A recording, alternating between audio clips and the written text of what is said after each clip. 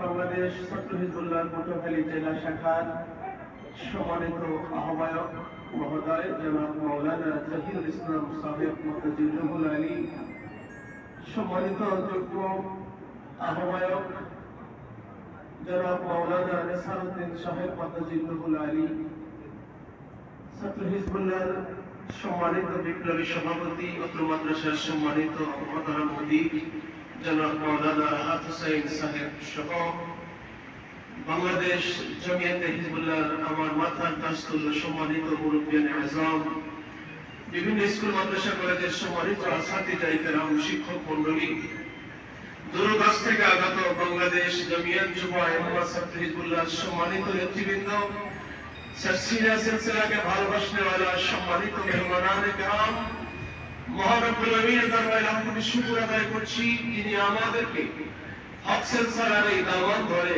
আজকের এই মহান অনুষ্ঠানে আল্লাহ আমাদেরকে হাজির হওয়ার তৌফিক দিয়েছেন। আমরা দিল খুলে জবান খুলে শুকরিয়া আদায় করে একবার বলছি আলহামদুলিল্লাহ, আরেকটু জোরে বলেন আলহামদুলিল্লাহ।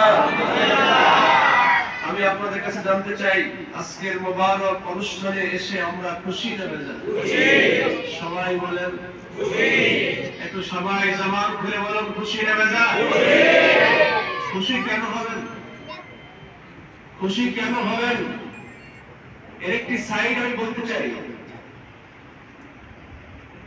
আজকের উত্তপ্ত পৃথিবী, যেই পৃথিবীতে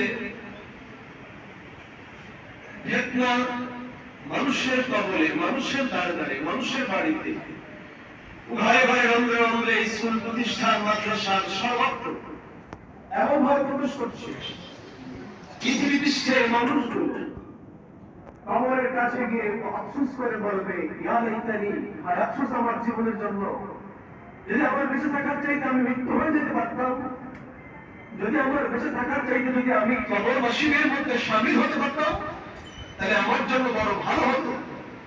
এ কথাটি পৃথিবীর কোন আবেগ, কোন অলি বলবে না। এ কথাটি বলবে পৃথিবীর সর্বসাধারণ মানুষ।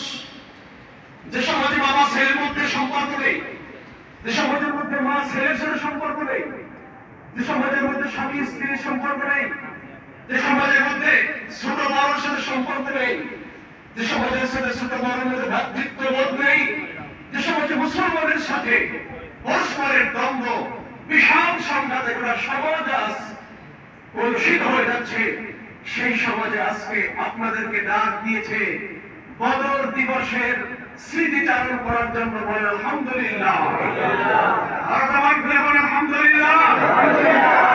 আমার সাথে আমার আজকে কি দিবস? সবাই বলেন। আমি গত বছর বদর দিবসের স্মৃতি তুলে ধরেছিলাম। আমি সেই ইতিহাসকে আবার দ্বিতীয় করতে চাই না, আমি আবার সামনে থেকে শুরু করতে চাই। যে বিষয়টি, সেটি হল বদর দিবসের শিক্ষা আমাদের জন্য কি হতে পারে, বদর আমাদেরকে কি শিক্ষা দিচ্ছে, বদর আমাদেরকে কোন বিষয়ে স্মরণ করে দিচ্ছে, বদর আমাদেরকে কিসের দিকে আহ্বান করছে, এটি আপনাদের কাছে বলতে চাই।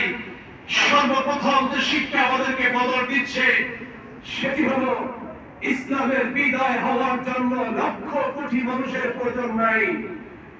আল্লাহ এবং রাসূলকে ভালোবাসনেওয়ালা, ইখলাসপূর্ণ, আকীদাপূর্ণ একজন সহযোগীর সারের মতো মানুষ যদি সমাজে থাকে, আবার ইসলাম পৃথিবীতে কায়েম হতে পারে।